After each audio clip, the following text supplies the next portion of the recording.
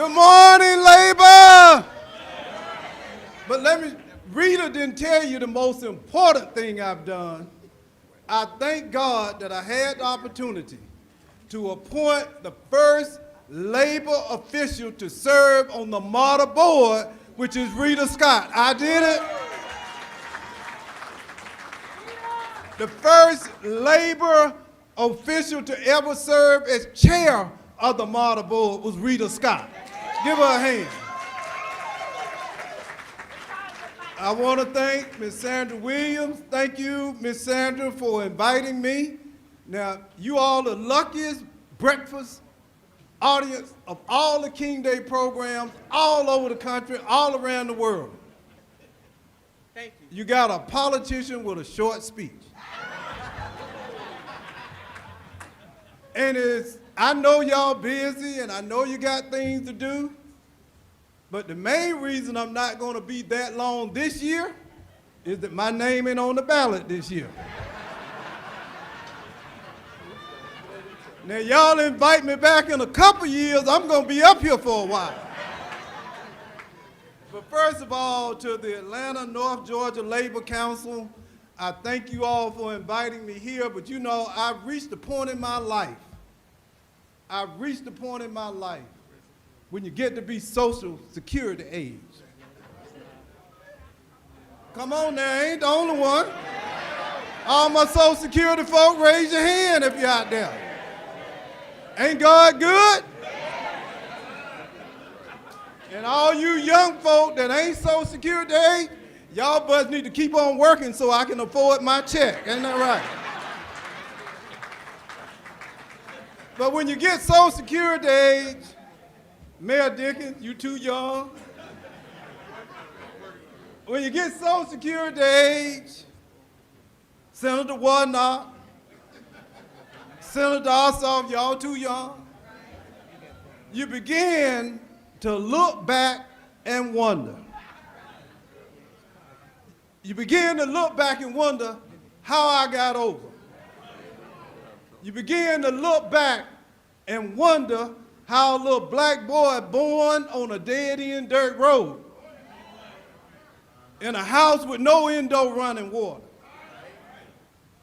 How a little black boy born on a dead-end dirt road with cotton fields all around, with an outhouse out back.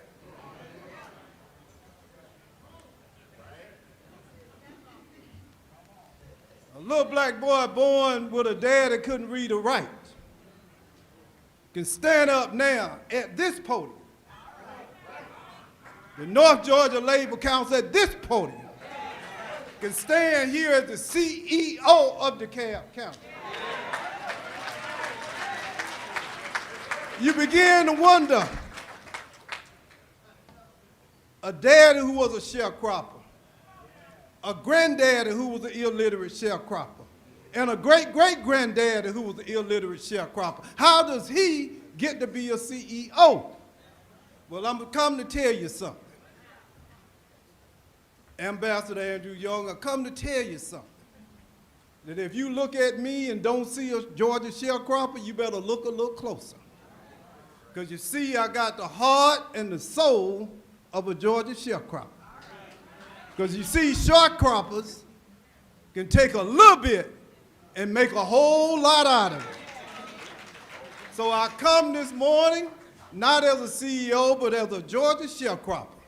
It's just that I'm a Georgia sharecropper with a law degree, and that makes me a bad Negro. I'm just telling you.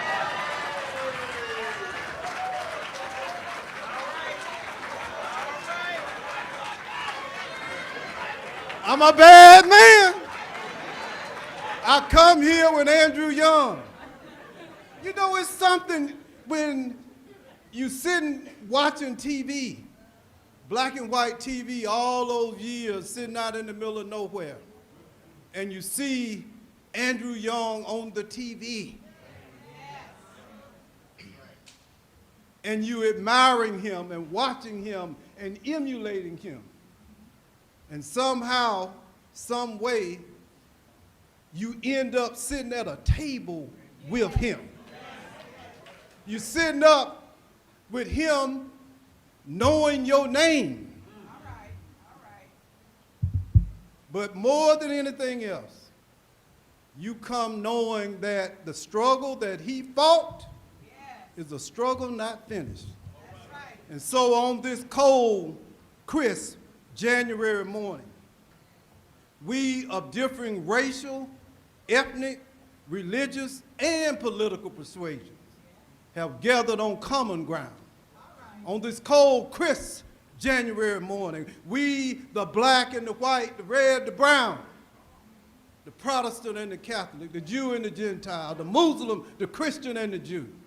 On this cold January morning, we have come on common ground, under a common roof, for a common purpose. On this day, the PhDs and the no-Ds have gathered. On this day, the saints and probably even a few sinners have come today, Ms. Helen Butler, to celebrate the life and the legacy of Martin Luther King. And it is fitting and it is proper that we pause to celebrate Dr. King's life and his sacrifices to the principles of freedom, equality, and justice for all. His life and his contributions and the brave men, Andrew Young and Abernathy and Lewis, who walked with him, and the faceless, nameless heroes and heroines who stood in the gap for us, calls us to this point to honor their legacy. But we got to do more than celebrate. We have to rededicate ourselves to finishing the unfinished work before us. And so as I begin to close, I want to say something to you. Do not grow weary in your good doings. Don't get upset that the conservatives got a majority on the Supreme Court. There was a time when all 9 justices voted that slavery was legal, but we didn't give up. Don't get upset that they say Trump might go back to the White House. Even if he goes to the White House, God is forever on his throne. Let us continue. And I come to tell you that I, like Senator Warnock and Mayor Dickens said before you, I ain't paying the polls no attention. That's just a psychological trick to try to convince you that we can't win or we won't win. But I tell you one thing, if we don't vote, I guarantee you we won't win. It's important who's in the White House, but parents, it's more important is who's running your house. All right. I've come here this morning to tell you that we as a people must embrace the Keynesian belief of love for family, of love for each other. And I got to pause. We recognize a lot of dignitaries here today, but I want to recognize a lady of courage, determination, who speaks truth to power, who did not give out, who did not give in, and because of her, justice has reigned in Georgia. Ms. Wanda Cooper-Jones, please stand. Arbery's mother. Stand up, give her a round of applause.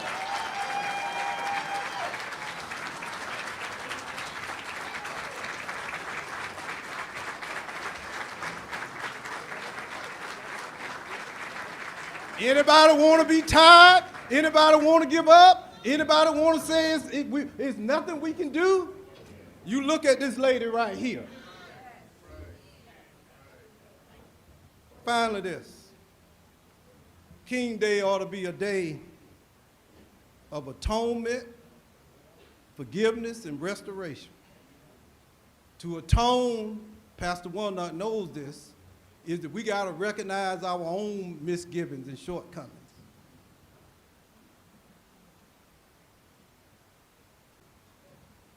I heard Dr. Bernice King said we got to start loving one another.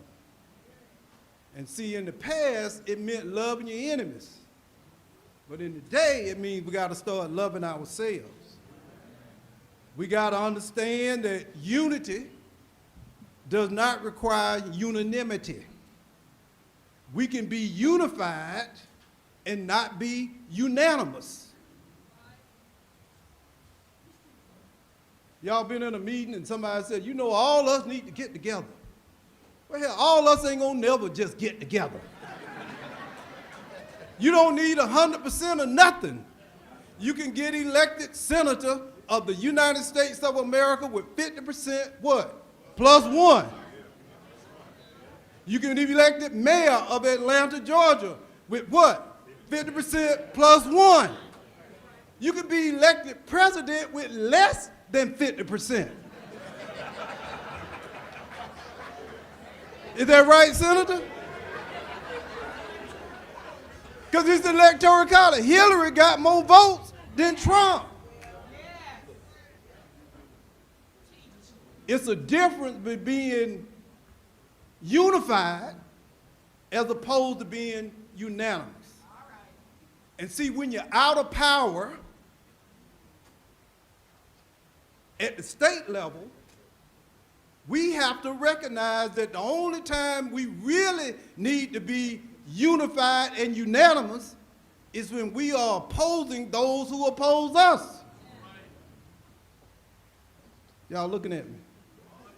See, we go into meetings and we argue about who's left and who's right and who's in the middle. It ain't about who's left and who's right and who's in the middle. It's who's against all of us, whether we left or right or in the middle. Forgiveness is we get mad with each other in the local labor council meetings, at the CEO's office. We get angry, we get upset because somebody ain't 100% where we want them to be. Andre can't always be 100% for me, and I'm his boy. I'm his boy, right? The senator can't always vote 100% for me. I'm his boy. But we have unity even if we're not what? Unanimous. You know that's how they're beating us right now. Mr. Amon, that's how they're beating us. They are forcing us to be 100% on everything. Restoration is about forgiving transgressions, misstatements, may have been committed by your friends and your colleagues. And then there's this idea of restoration. And that's not restoration like at the antique shop where it's made new. When you actually restore it through God's word, you made what? Better than new. We're better than new. Finally this. Someone mentioned it. And by the way, I come from DeKalb County. I'm the CEO, and the minimum wage is $17 an hour.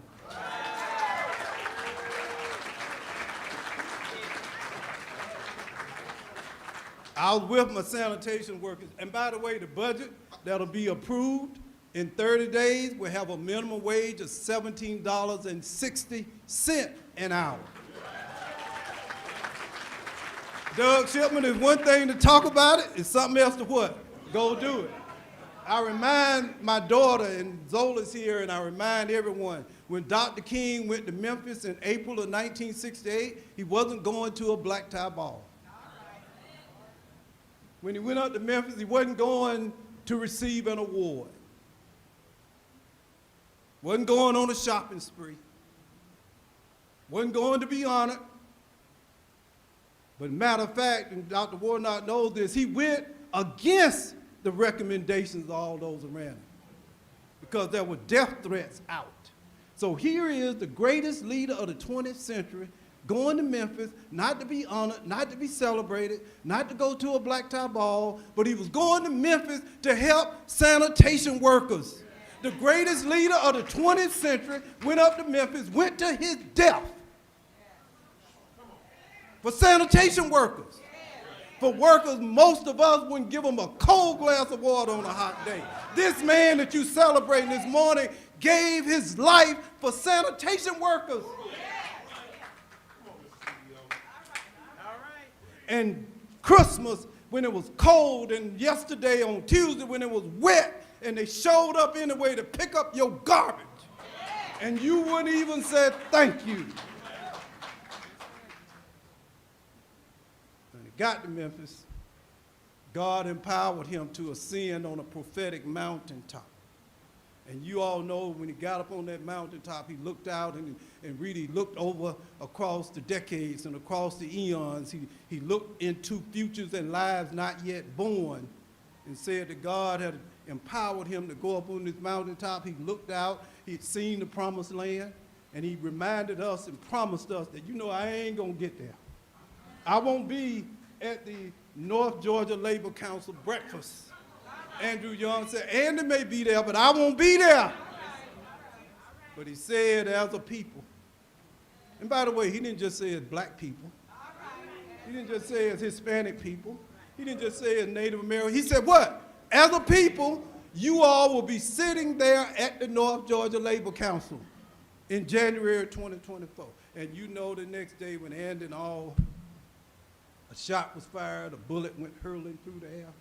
It entered his skull and imploded his brain, and the Prince of Peace fell in a pool of his own blood. But y'all know, I know, Dr. King's life paralleled the life of another great leader who led his people out through the wilderness, who led his people up on a mountaintop called Mount Nebo. You know, I know that Dr. King's life paralleled another life of a great leader who looked over into another promised land, who saw it but also died on the mountaintop and never set foot. You know, like I know, that Dr. King and Moses saw the promised land, but they never set foot in it. But I come to hear my friends this morning to let you know that there's a book of Deuteronomy and Exodus and the book of Joshua, and it said that after Moses died, a young Hebrew named Joshua came forth. So what I'm submitting to you is that if we're going to come down off this mountaintop into this promised land, that you and I must be the Joshuas and Joshuettes here in Georgia. You must lead our people out of hatred and fear and drugs and gangs into our prophesied promised land of freedom and justice for all. I want you to go pick up what you have and go marching in the promised land. But before you go, I want you to understand that before the Hebrews went into Canaan, somebody said, don't go, because there's giants down there in that promised land. They don't go, because there's some Canaanites down there in that promised land. They said, don't go, it's some Republicanites down there in that promised land. Don't go, don't go. But what I come here to tell you as I walk away from this stage, you walk into the promised land. For it has been taught that if you will have faith and if you will believe in a true and righteous God, you can walk through the valley in the shadows of death and fear no evil.